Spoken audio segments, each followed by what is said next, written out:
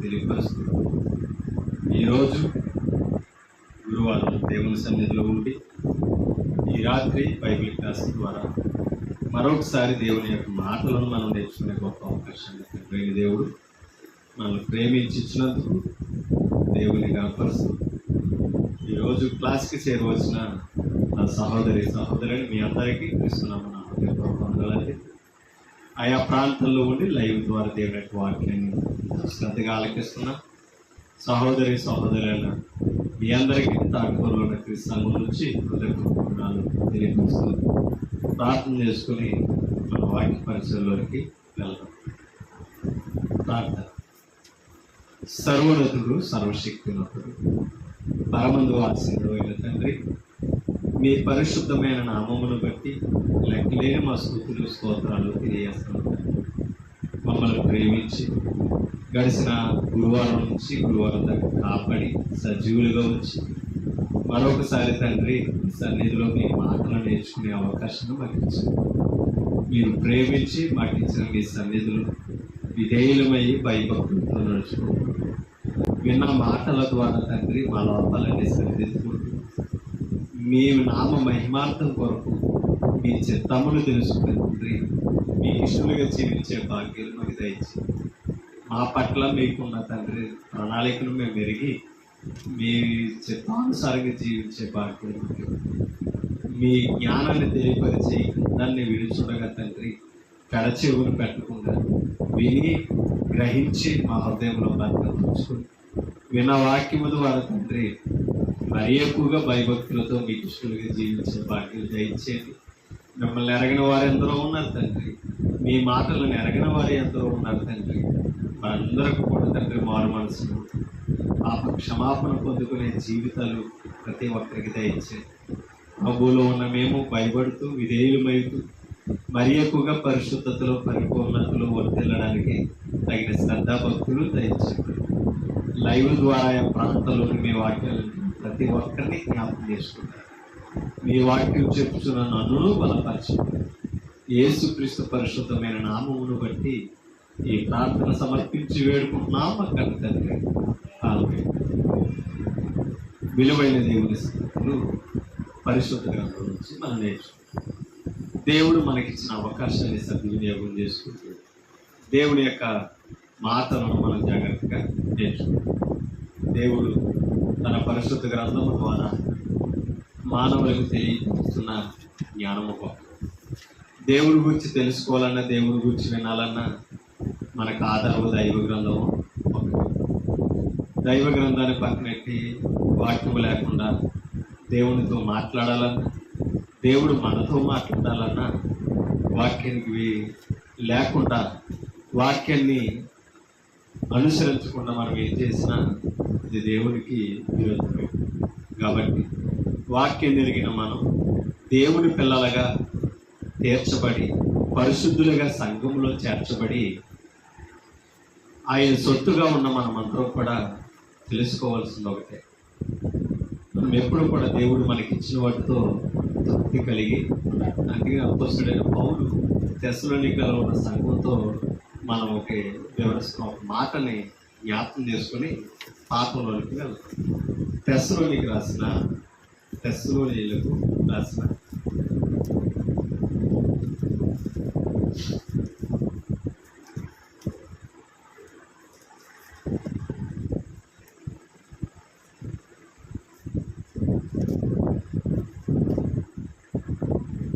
తెస్సలోనికి రాసిన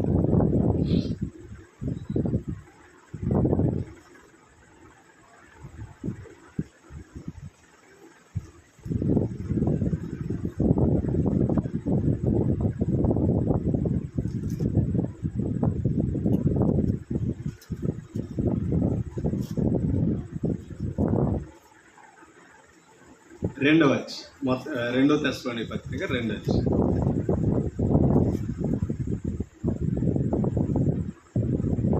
10 వచ్చిన ఒకసారి మనం చదువు.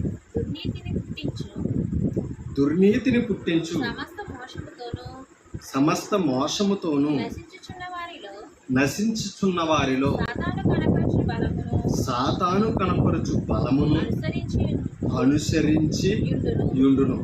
మీకు అర్థమవుతుందా? అక్కడ అపోస్తలుడైన పౌలు తెస్సలోనికలో ఉన్న పరిశుద్ధులతో మాట్లాడుతున్న మాటలు ఏమని అన్నాడంటే, దుర్నీతిని పుట్టించు సమస్త మోసముతోను. అంటే మోసము దేని పుట్టిస్తుంది? దుర్నీతిని పుట్టిస్తుంది. మనకు అర్థమవుతుందా? మరలా చదువు. దుర్నీతిని పుట్టించు. అంటే ఇప్పుడు మోసం ఏం చేస్తుంది అంటే మనకి ఇంకా అర్థమాలంటే అవినీతిని పుట్టిస్తుంది. ఏది? మోసం. ఓకే. అంటే మోసం మనల్ని ఒక తప్పుడు కార్యం చేస్తుంది. ఆ తప్పుడు కార్యం బైబిల్ ఏమని చెప్తుందంటే దుర్నీతి అన్నాడు. దుర్నీతిని పుట్టించు సమస్త మోసమును నశించుచున్న వారిలో, అంటే ఎవరైతే మోసం చేస్తున్నారో వారిలో ఏముంది? దుర్నీతి. దుర్నీతి పరులు ఏమవుతున్నారట? నశించిపోతారు. నశించిపోవడానికి కారణం ఎవరో చెప్తున్నాడు. నశించుచున్న వారిలో సాతాను కనపరుచు బలమును అనుసరించి. మీకు అర్థమవుతుందా? అంటే మోసపుచ్చేది ఎవరు? సాతాను. మోసపోయి మనము మోసంతో దుర్నీతి పరులుగా ఉంటుంటే మనం నశించిపోయే కొద్ది ఎవరు బలపడుతున్నారట? అది సాతాను బలమును. చూడండి, సాతాను కనపరుచు బలమును. అంటే ఇప్పుడు మనము మోసగాళ్ళగా తయారవుతుంటే, మనం దుర్నీతి పరులుగా ఉంటుంటే ఎవరికి బలం? సాతానుకు బలం. మీకు అర్థమవుతుందా? అంటే ఇప్పుడు సాతాను ఎలా బలపడుతున్నాడు అనుకుంటున్నారు? మనలో అవినీతి పుట్టించి, మోసం చేయించి, నాశనం వైపు నడుగుతూ మనం నశించిపోయే కొద్ది వాడు బలపడుతున్నాడు అన్నమాట. ఓకేనా? ఒక మాట. ఇప్పుడు మోసం అనేది భౌతికంగా మనం చూసినట్లయితే పిల్లలు తల్లిదండ్రులు మోసం చేసే పరిస్థితి చూస్తున్నాం. అవునంటారు కదా? తల్లిదండ్రులు తెలియకుండా చేసే కార్యాలు, తల్లిదండ్రులకి చెప్పకుండా చేసే కార్యాలు కొన్నిసార్లు ఏమవుతుంటే మోసంలో వారికి ఏమీ తెలియదని అనుకుంటాం. కానీ మనం నష్టపోయాక అర్థమవుతుంది మనకే మోసపోయాము. మోసపోయిన తర్వాత కూడా ఆదరించేది ఎవరు? తల్లిదండ్రులే. మీకు అర్థమవుతుంది? భౌతికంగా. అలాగే భర్త భార్యను మోసం చేసే పరిస్థితులు మనం చూస్తాం. నమ్మి జీవితాన్ని పంచుకుంటుంటే నమ్మినామని మోసం చేయడం. మీకు అర్థమవుతుంది? అంటే మోసాలు జీవితంలో కుటుంబంలో ఎలా జరుగుతున్నాయో మనం వ్యవస్థలో చూస్తాం. మీకు అర్థమవుతుందా? అంటే ఇప్పుడు భార్యను మోసం చేస్తున్నాడంటే కారణం ఏంటంటే అవినీతి, దుర్నీతి అని అన్నాడు. అంటే నాశనం వైపు వెళ్తున్నాడు అన్నాడు. అలాగే భర్తను మోసం చేసే భార్యలు ఉన్నారు, యజమానులు మోసం చేసే దోషులు. అంటే ఇటువంటి వ్యవస్థలో ఈ లోకంలో మనం బ్రతుకుతున్నాం. అటువంటి వ్యవస్థలో నుంచి దేవుడు తన కుమారుడైన క్రీస్తు ద్వారా సత్యవాక్యం ద్వారా కొందరిని ఏర్పరచుకున్నాడు. ఆ ఏర్పరచుకుని సంఘంలో చేర్చబడి దేవుడి సొత్తుగా పిలువబడుతున్న తన ప్రజలతో దేవుడు అపోస్తలుడైన పౌలు చేత పలికిస్తున్న మాటలు. దుర్నీతి పరులుగా మనం ఉన్నామంటే మోసం చేస్తున్నామని తెలియపరుస్తుంది. మోసపోయే ప్రతి ఒక్కడు కూడా నాశనం వైపు వెళ్తున్నాడని చెప్తారు. నశించే ప్రతి వాడు వలన అపవాది బలమొందుతున్నాడని తెలుపు. అంటే వాడు కనుపరుస్తున్నాడు, వాడి బలమును కనుపరిచి. మీకు అర్థమవుతుందా? అంటే మోసం చేసే ప్రతి ఒక్కడు, మోసం చేయాలని ఉన్న ప్రతి ఒక్కడు అపవాది యొక్క బీజం కలిగి ఉన్నాడు. సహజంగా ఆ మోసం మనకు అలవాటై సహజంగా కుటుంబాన్ని మోసం చేయడు, సమాజాన్ని మోసం చేయడు, జీవితంలో మోసం అనేది ఎక్కువగా నేర్చు. ఇక చెప్పాలంటే అపవాది కూడా అవ్వని ఏం చేసింది? మోసం చేసింది. ఓకేనా? కుయుక్తి చేత ఏం చేసింది? మోసపరిచింది. ఆ మోసంతో వాళ్ళిద్దరూ ఏమయ్యారు? పాపంలో పడ్డారు. అపవాది బలపడ్డాడు, దేవుళ్ళు బలహీనులయ్యి. అవునే కాదు? అలాగే కయ్యేది దుర్నీతితో ఏం చేశాడు? తమ్ముడు చంపేశాడు. ఒక గొప్ప కార్యాన్ని, దేవుడు మెచ్చుకున్న కార్యాన్ని కళ్ళతో చూడలేకపోయాడు, అందుకనే చంపేశాడు. ఇవన్నీ కూడా మన గ్రంథంలో పితరుల నాటి నుంచి చూస్తాం. ఆది కాలం నుంచి కూడా చూస్తున్నాం. అప్పటి నుంచి ఇప్పుడు దాకా అపవాది అందరినీ మోసం చేసుకునే మోసంలోనే మనం అందరం పడుతూ ఒక విషయం మనం అర్థం చేసుకోవాల్సింది ఎందుకంటే లోకంలో మోసం చేయడు, మోసపోవడం అలవాటు అయిపోయి ఆఖరికి మనం ఏం చేస్తున్నాం తెలుసా? ఒక్క మాట మీకు చూపిస్తాను. ఈ వచనానికి మనకి సరిపడే మాటను ఒకసారి గ్రంథంలో నుంచి పరిశీలన చేయాలి. రోమిలికి రాసిన పత్రిక మొదటి అధ్యాయం. రోమిలికి రాసిన పత్రిక మొదటి అధ్యాయం 18వ వచనాన్ని ఒకసారి మనం చదివినట్లయితే అక్కడ ఒక మాట మనకి కనబడుతుంది. రోమిలికి రాసిన పత్రిక 1వ అధ్యాయం 18వ వచనం. దుర్నీతి చేత సత్యమును అడ్డగించు మనుషుల యొక్క సమస్త భక్తిహీనత మీదను దుర్నీతి మీదను దేవుని కోపము పరలోకము నుండి బయలుపరచబడుచున్నది. మీకేనా అర్థమైందండి? అదే అపుస్తుడైన పౌలు మరొక సంఘంతో ఈ మాటలో వివరిస్తుంటారు. రోమాలో ఉన్న పరిశుద్ధులు, ఇందాక తెస్సలోనికైలో ఉన్న క్రీస్తు సంఘ పరిశుద్ధులతో మాట్లాడాడు. ఇప్పుడు రోములో ఉన్న క్రీస్తు సంఘ పరిశుద్ధులతో మాట్లాడాడు. ఏమని? అక్కడ కనిపించిన పదమే కనబడుతుంది ఇక్కడ. దుర్నీతి చేత సత్యమును అడ్డగించు. ఓకేనా? ఒక్కసారి దుర్నీతి చేత దేన్ని అడ్డగిస్తున్నారట? సత్యాన్ని అడ్డగిస్తారు. ఇందాక దుర్నీతిని పుట్టించు, దుర్నీతిని ఇందాక మనం చదువు, దుర్నీతిని పుట్టించడానికే ఏం జరుగుతుందంట? మోసం జరుగుతుంది. ఆ మోసాన్ని ప్రేరేపించేది ఎవరన్నాడు? సాతాను. ఓకేనా? మోసం చేసే కొద్ది అది ప్రేరేపణలో మనం మోసపోతుంటే అపవాది బలపడు. ఓకే, మనం అనుకున్నాం కుటుంబాలని, వ్యవస్థలని, సమస్తాన్ని మనం అపవాది ద్వారా మోసాలు నేర్చుకుని మోసం చేయడమే నేర్చుకున్నాం. ఓకేనండి? కానీ ఇక్కడ మాట్లాడుతున్నాడు ఏమని అంటే దుర్నీతి చేత సత్యమును. అంటే ఆఖరికి దుర్నీతి పరులుగా బ్రతుకుతున్న మానవుడు దేవుని దగ్గరకు వచ్చా కూడా ఏం చేస్తున్నాడు? మోసమే చేస్తున్నాడు. దేని పట్టుకుని? సత్యాన్ని బట్టి. మీకు అర్థమవుతుందా? సత్యాన్ని పట్టుకుని ఏం చేస్తున్నాడట? మోసం ఉంది కాబట్టి దుర్నీతి చేత దేన్ని అడ్డగిస్తున్నాడు? అంటే మనకు అర్థమవుతుంది. దుర్నీతిని పుట్టించు సమస్త మోసం అన్నాడు. అంటే మోసం ఉన్న చోట ఎక్కువ ఏముంది? దుర్నీతి. కాబట్టి అందరినీ మోసం చేసినట్టుగానే దేవుని దగ్గర ఉన్న వాటిని ఏం చేస్తున్నామంటే ఇవాళ వాక్యాన్ని పట్టుకుని, ఓకేనా, సత్యమని చెబుతూ దుర్నీతి అంటే మోసం, మన స్వలాపాల కొరకు, ఓకేనా, మోసంతో ఏం చేస్తున్నాం? సత్యాన్ని అడ్డగిస్తున్నాం. అడ్డగించడం అంటే అర్థం ఏంటి? సత్యాన్ని అడ్డగించడం అంటే అర్థం ఏంటి? ప్రకటన చేయకుండా. ఓకేనా? అడ్డగించడం అంటే చెప్పేవారికి అడ్డుపడడమే కాదు, చెప్పవలసి నువ్వు కూడా మాటలు చెప్పకపోవడం కూడా ఏంటి? అడ్డగించడమే. చెప్పే అవకాశం నీకు ఇచ్చావు. ఇవాళ నువ్వు సత్యం చెప్తలా ఏం చెప్తున్నావు? అమ్మా సత్యం చెప్పకుండా ఏం చెప్తున్నావు? అబద్ధాన్ని చెప్తున్నావు. అబద్ధం చెప్పడానికి కారణం ఏంటి? మోసం. ఎవరిని మోసం చేస్తున్నావు? కాదండి, వినేవాడిని. ఒక సువార్థికుడు ఎవరిని మోసం చేస్తున్నాడు అనుకున్నారు? అందరూ దేవుని అనుకున్నారు. కాదండి, వినేవాడిని మోసం చేస్తున్నారు. ఎవరి పేరట? దేవుని పేరట. ఏం పట్టుకుని? వాక్యం పట్టు. వాక్యంలో ఏముంది? సత్యము. సత్యం అనే పదం పలిగినప్పటికీ ఎందుకు మోసం చేస్తారు అని అనుకుంటున్నాం ఇవాళ. ఓకేనా? సత్యాన్ని అడ్డగించి మనుషులు రక్షణ వైపు రాకుండా రక్షణ మార్గాన్ని మనుషులు ఎదుటి మూసేస్తారు.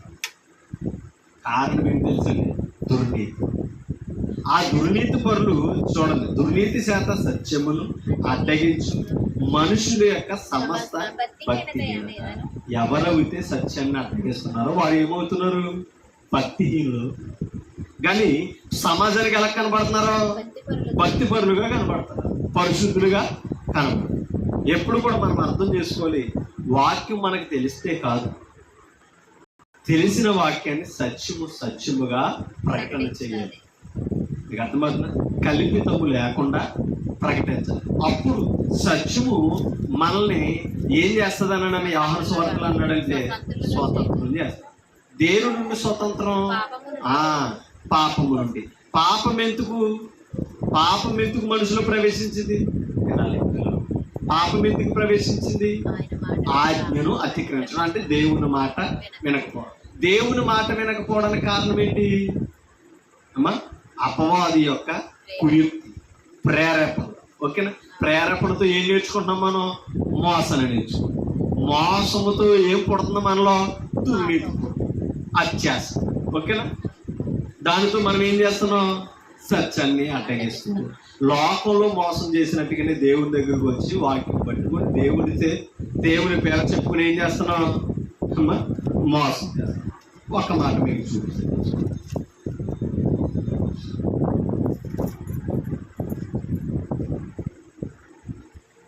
మొదటి తెస్సలోనికైలు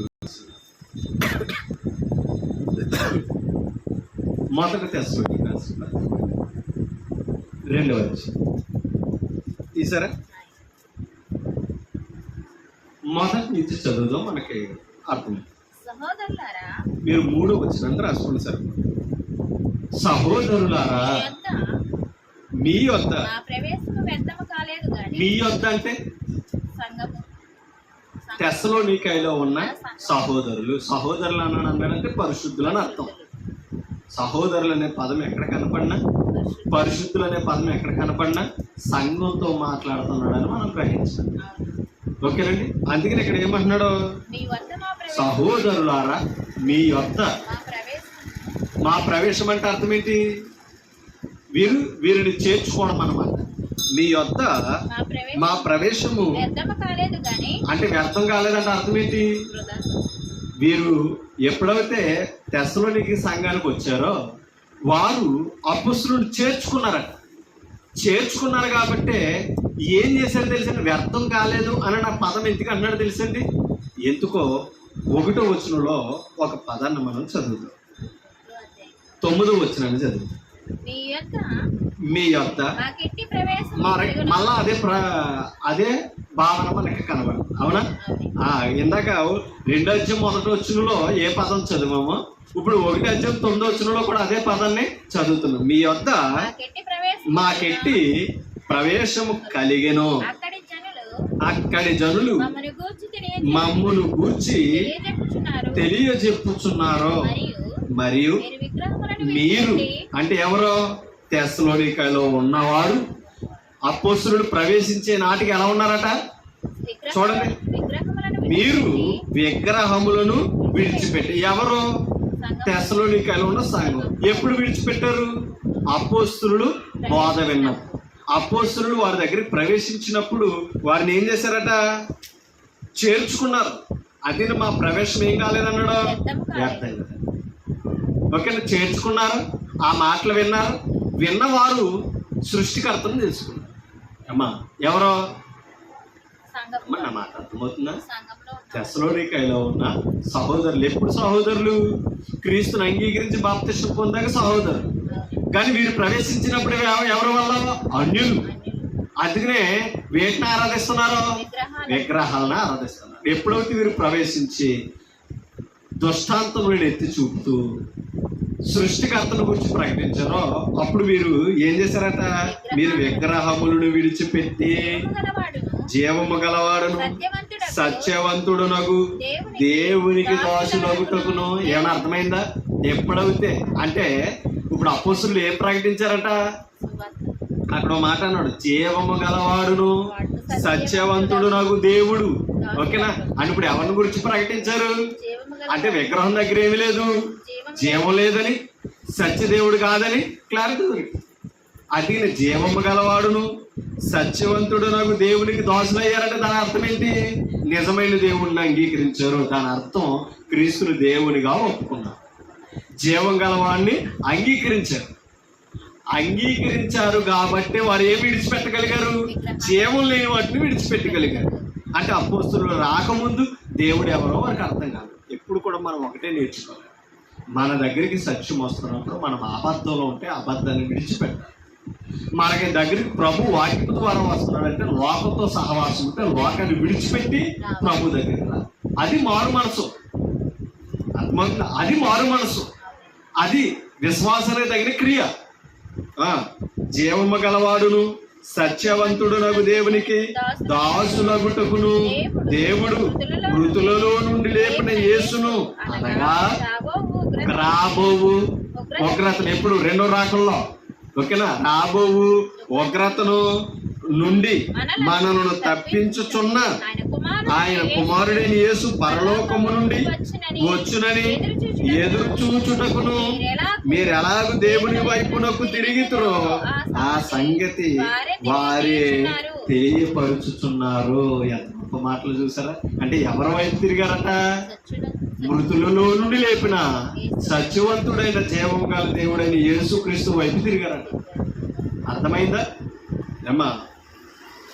ఆయనే ఉగ్రత నుంచి తప్పించేవాడని, ఆయనే పరలోకం నుండి వచ్చాడని వీరు ఈ మాటలని విషేదపరిచి ప్రకటించినప్పుడు వీరు గ్రహించారు. కానీ ఇందాక రోమపత్రిక 1:18 మార్చదు. దుర్నీతి చేత అంటే ఇక్కడ ఎవరిని తెలుసుకున్నారు వీరు?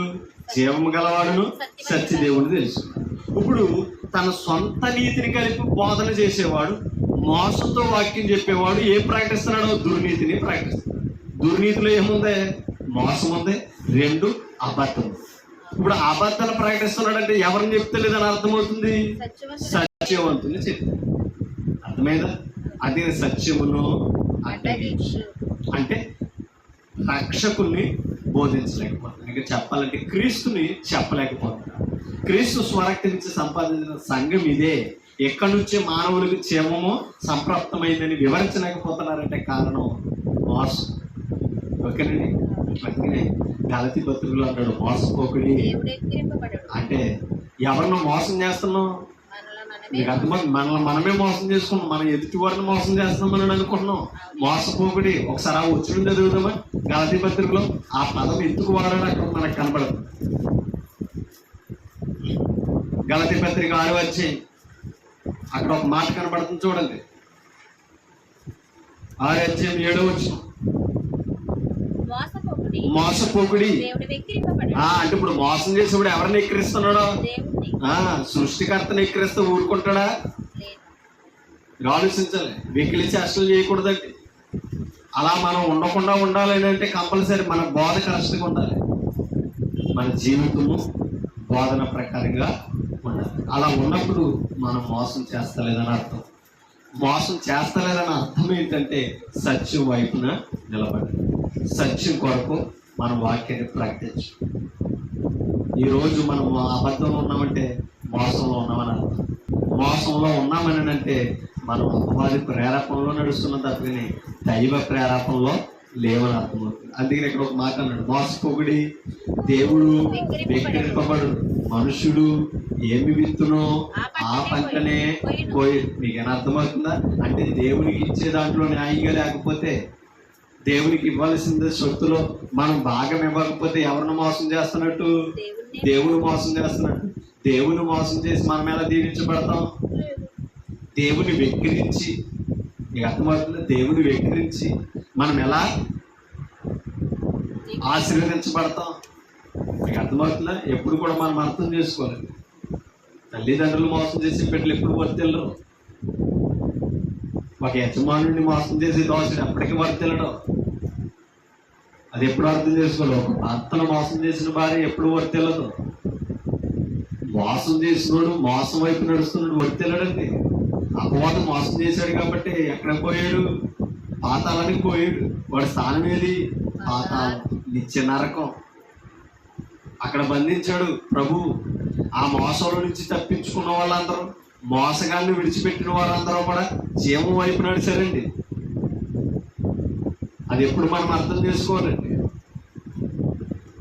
కాబట్టి మనం ఎప్పుడు కూడా దేవునికి ఇవ్వాల్సిన భాగంలో కూడా న్యాయం ఉండాలి, మోసం లేకుండా ఇవ్వాలని చెప్పి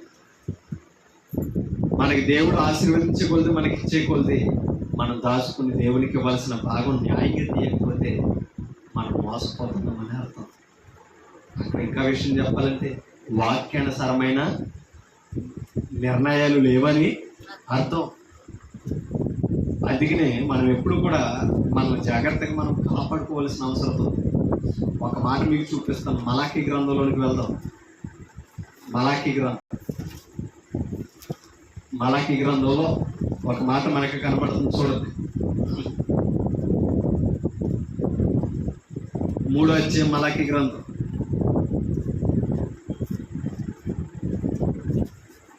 9వ వచనం. ఈ జనులందరూ నా యొద్ద దొంగిలించునే ఉన్నారు. ఇశ్రాయేలుడు దేవుని దగ్గర ఏం చేస్తారట? దొంగిలించుతూనే ఉన్నారట. అది దొంగత. దేవుడికి దగ్గర దోచుకున్నవాడు, దేవుడి దగ్గర దొంగగా పిలబడిన వాడు ఏమై ఉన్నాడట? శాపగ్రస్తుడు. ఎలా దొంగిలింది? 8వ వచనం. మానవుడు దేవుని యొద్ద ప్రశ్న క్వశ్చన్ మార్క్ ఎవరు? చూడండి. దేవుని యొద్ద దొంగిలినా అయితే మీరు నా యొద్ద దొంగిలితిరి. దేని విషయంలో మేము నీ యొద్ద దొంగిలితమని మీరందరూ కదా మరి మీరు అంటారు. అన్నప్పుడు దేవుడు సమాధానం చెప్తున్నాడు, చూడండి. 10వ భాగమును ప్రతిష్ట అర్పణములను ఈయక దొంగిలితిరి. దేవునికి ఇవ్వవలసిన ప్రతిష్టత అర్పణలో అంటే వారికి ఉన్న భూ పంటలో గాని పశువుల మందలలో గాని మొదటిది ఎవరిదే? దేవునిది. శ్రేష్టమైనది ఎవరిదే? దేవునిది. మరి హేబేలు ఎందుకు దేవుని నిర్ణయం ఎన్నుకోమన్నాడో? శ్రేష్టమైనది ఇచ్చాడు, మొదటిదే ఇచ్చాడు కాబట్టి దేవుని చేత మెప్పు పొందాడు. ఎవరు? హేబేలు. మరి కయ్యేలు ఎందుకు ఫెయిల్యూర్ అయ్యాడు? శ్రేష్టమైనది ఇవ్వలేకపోయాడు, హృదయపూర్వకంగా ఇవ్వలేకపోయాడు. కానీ ఇశ్రాయేలులు కూడా ఏం చేస్తున్నారంట? చూడండి. 10వ భాగమును శ్రేష్ట అర్పణములను ప్రతిష్ఠిత అర్పణములను ఈక దొంగిలితిరి. ఈ జనులందరూ నా యొక్క దొంగిలితునే. అంటే దేవుడు మన కష్టాన్ని ఆశీర్వదిస్తున్నప్పుడు, మన ధనాన్ని ఆశీర్వదిస్తున్నప్పుడు, మనకున్న సమస్యను ఆశీర్వదిస్తున్నప్పుడు దేవుని భాగం ఏంటో మనమే తెలుసుకునే వాళ్ళసిన అవసరం మన మీద ఉంది. అదే కొరింథీ పత్రికలో చెప్తాడు. మీరు వర్ధిల్లిన కొలిది, మనం ఎదిగే కొలిది, మన జీతం పెరిగే కొలిది, మన ధనం అభివృద్ధి చెందే కొలిది దేవునికి ఇచ్చే భాగం కూడా ఏం చేయాలంటే మనం ఇచ్చే దాంట్లో పెంచుతూ ఉండాలి. 100 రూపాయలు ఇచ్చినప్పుడు 10 రూపాయలు వేసాం. ఉదాహరణకి చెప్తున్నాను, మనకు అర్థం అవడం. కొనటం కదా, 100 వేసినప్పుడు 10 వేసాం, 100 రూపాయలు సంపాదించు. ఇప్పుడు 150 అవుతే ఎంత వేయాలి? 15 వేయాలి. అలా నువ్వేం చేయాలి? ఇప్పుడు పెంచాలి. 200 ఇచ్చినప్పుడు ఏం చేయాలి? కానీ దేవుడు నన్ను ఆశీర్వదించాడు, చక్కటి జీవనోపాధి వస్తుంది, నా కుటుంబాన్ని పోషించుకున్నాను, ధనాన్ని అభివృద్ధి చేసుకున్నానని అనుకున్నాను. దేవునికి ఇవ్వాల్సిన భాగంలో అభివృద్ధి అవుతుందా? అది మనకి తెలియదు. అలాగా మనం దేవుడు మనల్ని హెచ్చించేయగలది, దేవుడు మన కష్టాన్ని ఆశీర్వదించేయగలది. దేవుడికి ఇచ్చే భాగం మనం ఇచ్చామనుకోండి, అది దేవుడి భాగం న్యాయం చేస్తుంది. ఎప్పుడైతే ఇచ్చామో దేవుడు విడిచిపెడతాడా? ఆలోచించండి. అమ్మో 10 రూపాయలు చాలే, 220 తీసేస్తే ఎలాగా అనేసి నువ్వు అంటే మానవులం కనుక ఇశ్రాయేలులో ఆలోచించి అనుకున్నాం అనుకోండి, మీకు అర్థమవుతుందా? ఒక మాట మీకు అక్కడే ఒక మాట 10వ వచనంలో ఒక మాట ఉన్నది. నా మందిరములో ఆహారముండునట్లు 10వ భాగమంతియు మీరు నా మందిరపు నిధులోనికి తీసుకుని. మీకు అర్థమవుతుంది. ఎందుకంటే అప్పుడు అర్పణలను ధాన్యాలను ఎందుకు తెచ్చేవారంటే లేవీలు బ్రతకాలి అన్నట్టు కదంటారు, యాజకుడు బ్రతకాలి. ఇప్పుడు దేవునికి ఇచ్చినవి ఎవరు అనుభవించాలి? సేవకుడు. మీకు అర్థమవుతుందా? వాళ్ళ సేవకుడు సంఘానికి పనిచేయ చేస్తున్నప్పుడు ఒక సేవకుడు పోషింపబడాలన్నా, ఒక సేవకుడు ఎదగాలన్నా ఎవరు ఇవ్వాలి? మీకు అర్థమవుతుంది. దేవుడు ఇవ్వాలి. దేవునికి ఇవ్వాల్సిన బాగా దేవుని ప్రజలు ఇవ్వాలని గ్రంథం తెలియదు. అందుకనే నా మందిరపు నిధులోనికి మీరేం తేవాలి? చూడండి. 10వ భాగమంతా మీరు తీసుకొని నా మందిరములోనికి తీసుకుని రండి. దీన్ని చేసి మీరు నన్ను అంటే దేవునికి ఇచ్చేం చేయాలంట? ఇమ్మని అడగాలంట. దేవానికి ఇది ఇచ్చాం, దేవుని పనికి ఎంత చేస్తాను అన్నప్పుడు ఎవరిని అడగాలి? అది మీకు అర్థమవుతుందా? మీరు ఇచ్చి నన్ను శోధించిన ఎడల నేను ఆకాశ వాకిండ్లను ఏం చేస్తాడంటే ఇప్పుడు చెప్పండి, మనం గుప్పిల్లో ఇప్పాం, ఆయన అందిస్తాడంట ఆకాశ వాకి.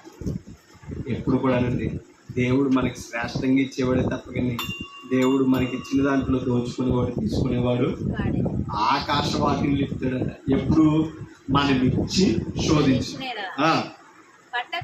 పట్టజాలనంత విస్తారముగా దేవుడు కుమ్మరించదనని సైన్యములకు అధిపతి యెహోవా సెలవిచ్చుచున్నాడు. మీ పంటను తినివేయు పురుగులను మీకు అర్థమవుతుందా? ఇది యోవేలు గ్రంథంలో కనపడుతుంది. యోవేలు గ్రంథంలో పసర పురుగు తినేసిన దాన్ని మిడతలు తినివేసిన వాటిని గొంగళ పురుగులు తిన్నాయి. గొంగళ పురుగులు తినివేసిందా మిగిల్చిన దాన్ని చీడ పురుగులు తినేసింది. ఎన్ని సైన్యాలు ఉన్నా దేవుడికి ఎందుకు? దేవుడి ధనాగారంలోనికి రావాల్సింది రాలేకపోవడం వల్ల, ఆయన ప్రజలు ఇవ్వకపోవడం వల్ల ఎక్కడ కొట్టాడంట? మనకి చెప్పాలంటే కొడుకు మీద కొట్టి. అప్పుడు అర్థమైంది 10వ భాగమును శ్రేష్ఠ భాగమును దేవునికి ఇవ్వలేకపోతారు. కాబట్టి దేవునికి తెలియదా ఎలా తీసుకోవాలో. అందుకనే ఎప్పుడైతే మీ పంటలు పాడు చేస్తాయో, పాడు చేసి నేను సృజించిన వాటిని అన్నింటిని ఏం చేస్తానన్నా తెలుసా? గర్తిస్తాను. మీ పంటను పాడు చేసి, మీ జీవితాన్ని పాడు చేసి ఏదైనా సరే నేను ఏం చేస్తాను? జీవితాన్ని పాడు చేసేదేవి తెగుళ్ళు. గద్దేస్తాడే లేదా? వాటితోటే కదా ఐగుప్తుల్ని ఏం చేయడు దేవుడు? భయపెట్టి ఆయన బలాన్ని తెలియపరచాడు. దేవుడు ఎంత గొప్పవాడో ఇశ్రాయేలుకి తెలియపరిచాడు. కానీ ఏం చేశారు? గమనించలేక. ఎప్పుడు కూడా మనం అర్థం చేసుకోవాలి, సృష్టికర్తను సత్యవంతుడైన దేవుడిని మనం తెలుసుకున్నప్పుడు దుర్నీతి పరులుగా ఉంటాం.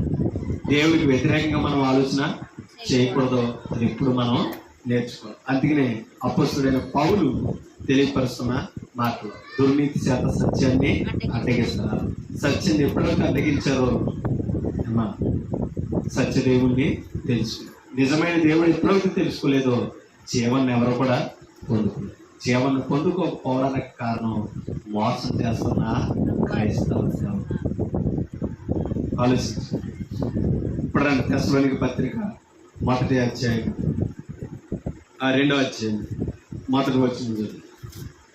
సహోదరులారా, మీ వద్ద మా ప్రవేశము వ్యర్థము కాలేదు, కానీ మీరు ఎరిగినట్టే మేము ఫిలిప్పీలో ముందు శ్రమపడి వీరికి వాక్యం చెప్పడానికి ఫిలిప్పులు ఏం చేశారట? శ్రమ పడ్డారట, అవమానం పొందారట. అక్కడ ప్రజలతో ఆ అవమానం పొంది ఎంతో పోరాటముతో దేవుడి సువార్తను అంటే దేవుని వాక్యాన్ని ప్రకటించడానికి ఏం చేశారంటే వీరు ఎవరితో పోరాడారు? దుర్నీతి పరులతో. వాక్యాన్ని అడ్డగించి వాళ్ళతో ఏం చేశారట? పోరాడి.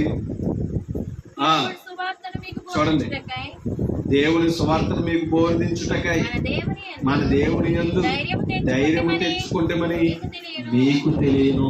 అంటే వీరు వాక్యాన్ని అలా ప్రకటించడానికి ఎన్నో అడ్డంకులు. మీకు అర్థమవుతుంది. అక్కడ ఆగిపోయారల్లా ఆగిపోయి ఉంటే తెస్సలోనికీ పత్రికలో ఉన్నవారు, తెస్సలోనికలో ఉన్న పరిశుద్ధులు విగ్రహాలను విడిచిపెట్టి వద్దురా, జీవము గల దేవుని ప్రభుని తెలుసుకుందరా. కాబట్టి ఒక సత్యం ప్రకటించబడాలంటే, వాస్తవాలు తెలియాలంటే ఎన్నో శ్రమలు కష్టాలు ఉంటాయి. మీకు అర్థమవుతుందండి. ఎన్నో వ్యతిరేకతలు అవమానాలు ఉంటాయి. వాటిని అధిగమించాలి తప్ప కానీ దేవుని సువార్తను దాడి చేసేవారుగా మనం ఉండకూడదు. అందుకని చెప్తున్నాడు 3వ వచనం, ఏలయనగా మా బోధ ఎలాంటిది కాదట? కపటమైన బోధ చేయలేదంట అపొస్తలుడు. అంటే దాని అర్థం ఏంటంటే దేవుడు ఒకటి చెప్పమంటే ఇంకొకటి చెప్పిన వారు కాదు. మీరు చెప్పే అబద్ధాన్ని దేవుడు మాతో పలికిస్తున్న నిజమని ఎక్కడ కపటమ మాటలో అపొస్తలుడు ప్రకటించలేదట. నా బోధ కపటమైనది కాదు, అపవిత్రమైనది కాదు, మోసయుక్తమైనది కాదు. ఎందుకు మోసం చేయలేదు అంటే వీరి దగ్గర ఏం లేదు? అది దుర్నీతి లేదు. దుర్నీతి వీరి దగ్గర ఎందుకు లేదు? సాతాను ప్రేరకుడు, సాతాను కనపరచు బలమీల దగ్గర. దేనికి ఇచ్చారు చోటు? దేవునికి, సత్యవాక్యానికి. కాబట్టి వీరిలో మోసం లేదు కాబట్టి దుర్నీతి వైపు లేదు. దుర్నీతి వైపు తిరగలేదు కాబట్టి ఏం ప్రకటించారు? సత్యవాక్యాన్ని ప్రకటించారు కాబట్టి అమ్మా తెస్సలోనికైలో ఆ ప్రాంతంలో ఉన్న ప్రజలని పరిశుద్ధులని సంఘంలోనికి సంపాదించారు. మీకు అర్థమవుతుంది? అలా సంపాదించడానికి కారణం చూడండి, అక్కడ ఒక మాట మాట్లాడాడు, సువార్తను మాకు అప్పగించుటకు యోగ్యులమని. అది దేవుని వలన ఎవరట? అపోస్తలులు దేవుని ఎదుట ఎలా ఉన్నారంట? యోగ్యులుగా ఉన్నారు. ఎందుకు యోగ్యులు? మోసం చేయరని దేవుడికి అర్థమైంది. అంటే దేవుడు మనల్ని పిలిచాడంటే మోసం చేయడానికా? మోసం ఉన్నవారిని విడిపించడానిక? మోసంలో ఉన్న వారిని విడిపించడానికి తప్పని మోసం చేయడానికి దేవుడు లోకంలో నుంచి మనల్ని పిలవడు. లోకంలో ఉండగా మోసం చేసే మేము, లోకంలో మోసగాలుగా మనం పిలవబడ్డామేమో, కానీ దేవుడు అక్కడ స్థానంలో నుంచి కూడా మనల్ని కరుణించి పిలిచాడంటే మనం దాన్ని విడిచిపెట్టాలి. అది శరీరేచ్ఛలను మనం విసర్జించాలి. మీకు అర్థమవుతుందా? అందుకనే సువార్తను మాకు అప్పగించుటకు యోగ్యులమని దేవుని వలన ఎంచబడిన వారమై మనుషులను సంతోషపెట్టే వారము కాదు. ఎవరిని సంతోషపెడతలేదట? అంటే మనుషులకు ఇష్టమైన మాటలు మాట్లాడతారు. మనుషులు సంపాదించుకోవడం కొరకు దేవుని మాటలను అడ్డెట్టుకుంటలేదట. మనుషులను సంతోషపెట్టే వారమైనట్టు కాక మన హృదయములను పరీక్షించు దేవుడిని సంతోషపెట్టే వారమైనట్టు బోధించుచున్నాము. అంటే హృదయాలను పరిశోధన చేస్తున్నాడు దేవుడు. కాబట్టి మోసం చేయకూడదు, సత్యాన్ని దాచేయకూడదు, అబద్ధాన్ని ప్రకటించకూడదని అపోస్తలులు దేవునికి హృదయాలను పరిశోధన చేసేవాడికి తెలిసారు. కాబట్టి మోసం లేకుండా బ్రతికారు. కాబట్టి మీరు జీవం కలిగి ఉన్నారు. మీరు బోధన ఉన్నవారిని జీవంలోనికి సంపాదించారు. కాబట్టి ఈరోజు మనం ఎలా ఉండాలని అంటే సత్యవాక్యం ద్వారా జీవం ద్వారా మనం ఏం చేయాలి? మనుషులను సంపాదించాలి. ఎక్కడికి సంపాదించాలి? ఆయన రాజ్యములోనికి మనం సంపాదించాలి, ఆయన సంఘములోనికి సంపాదించాలి. అది ఎప్పుడు మనం అర్థం చేసుకోవాలి. మా అప్పవారి మనల్ని మోసం చేయకుండా ఉండాలంటే మనం ఏం చేయాలి? ఈ ఒక్క మాట చదివి నేను ముగిస్తాను. అపొస్తలుల కార్యంలోనికి మనం వెళ్తాం. అపొస్తలుల కార్యం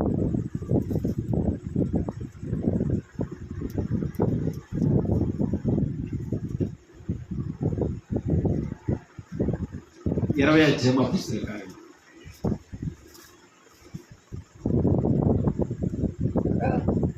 31వ వచనం. కావున చూడండి, అపొస్తలుడైన పౌలు పరిశుద్ధులతో చెప్తున్న మాటలు. 20వ అధ్యాయం 31వ వచనం.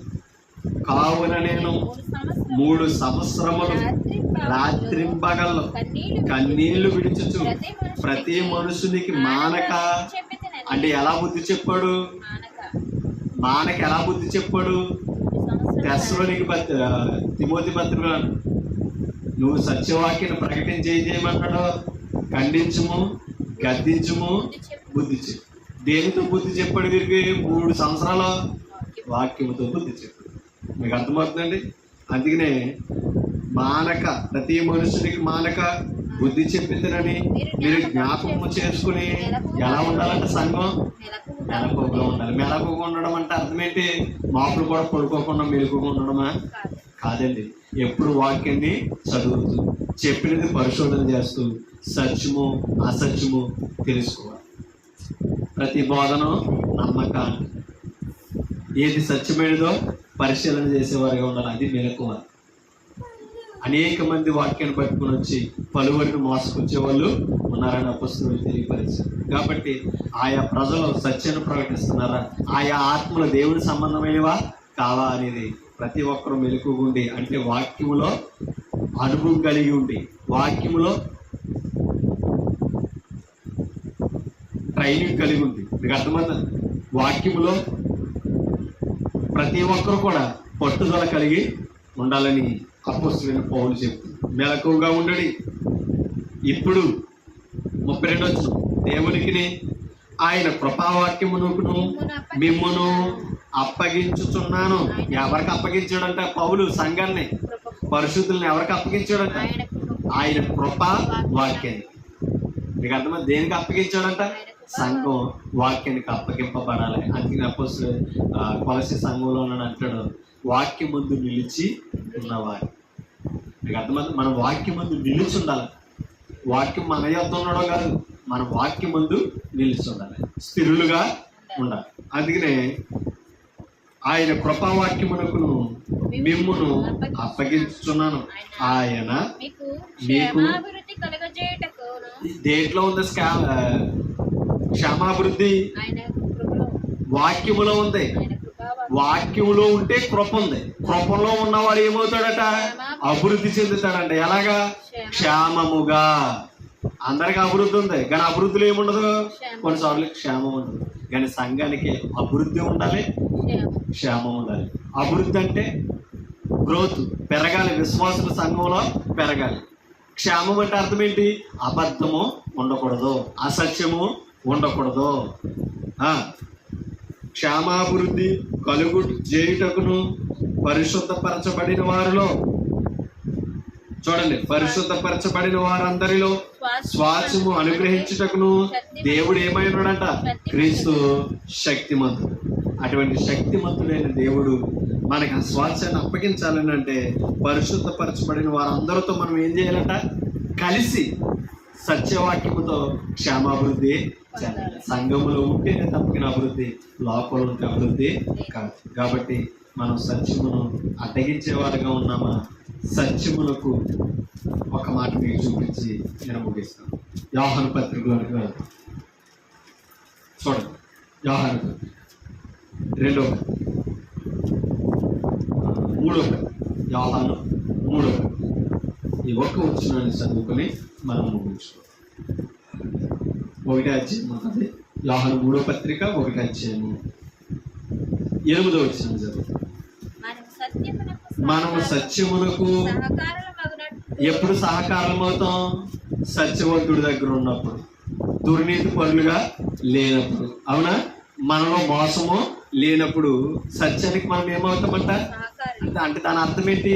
చెప్పేవారికి సహకరిస్తాం, చెప్పేవారిని ఎంకరేజ్ చేయాలి. అంతేనంటారా ఏమా? అలా ఎంకరేజ్ చేసి ఎవరైతే వాక్యం ఎదజల్లడం వరకు సహకరిస్తారో వాడు సత్యమునికి ఏమై ఉన్నారంట? సహకారులు. మనము సత్యమునకు సహాయకులం అవునట్టు అట్టి వారికి ఉపచారము చేయ బద్దులమై. అర్థమవుతుంది?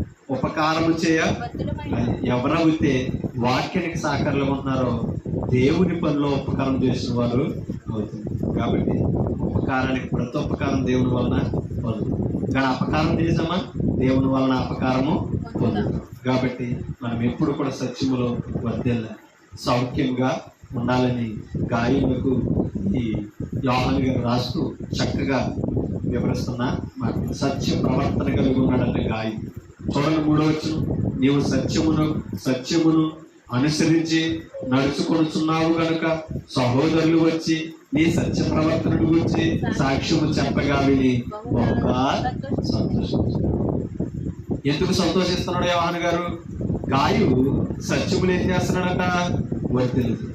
సత్యమును అనుసరించి నడుచుకొనుచున్నాడు. కాబట్టి సంఘములో ఉన్న సహోదరులు ఆయన సత్య ప్రవర్తన గురించి చెప్తుంటేనంట ఆ సాక్ష్యం వీళ్ళు సంతోషిస్తున్నారు. కాబట్టి ఈరోజు సంఘము మన గురించి కూడా సాక్ష్యం చెప్పాలంటే, ఆ సాక్ష్యంలో సత్యం ఉండాలంటే మనం ఏం చేయాలి? సత్యములకు సహకారాలు ఉండాలి, సత్యమును అనుసరించి నడవాలి, వాక్యానుసరమైన ప్రవర్తన, వాక్యానుసరమైన విశ్వాసం కలిగి స్థిరపడి ఉండాలి. మనం ఎదగాలి, మనల్ని మనం కాపాడుకోవాలి.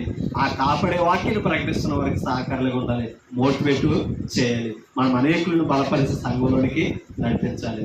అలా నడిపించేవారు ఎవరంటే సత్యములకు సహకారం. ఎవరైతే సత్యమును దాచిపెడుతున్నారో వారు సత్యమును అడ్డగిస్తున్నారని, దుర్నీతి పరులుగా ఉన్నారని అర్థమవుతుంది. కాబట్టి మనం దుర్నీతి పరులుగా ఉండి సత్యమును అడ్డగిద్దామా? సత్యమునకు సహకరించి సత్య ప్రవర్తన కలవారమై ఉందామా? సత్యమునకు సహకరించి ఉపకారులు అవుదామా? కాబట్టి మనం చేసే మంచి ఉపకారం ఏంటంటే వాక్యాన్ని ప్రకటించడమే మంచి ఉపకారం. ఎందుకు తెలుసా? ఆ వాక్యం వెదజల్లిన చోట ఏముంది? జీవం ఉంది. అందుకని జీవము గలవాడును సత్యవంతుడనగు దేవునికి దాసులు అవ్వాలి. కాబట్టి ఆ జీవం ప్రకటించే మంచి ఉపకారం మనం చేయగలుగుతున్నాము. అలా ఎదుగుతూ మనల్ని మనం కాపాడుకుంటూ మన ఎదుటి వారిని కాపాడి సత్యంలో స్థిరపరచాలని, సాతాను కనపరిచే మోసాల నుంచి, కుయుక్తుల నుంచి వాక్యం ద్వారా మనల్ని మనం కాపాడుకుని రక్షించుకొని వాక్యానుసారమైన జీవితంలో స్థిరపడాలని నన్ను నేను హెచ్చరించుకుంటాను. మిమ్మల్ని హెచ్చరిస్తూ ఓపిక మీ అందరికీ హృదయపూర్వక వందనాలు తెలియపరుస్తూ ఈ మాటలు ఎంతో ముగిస్తున్నాను. Thank you.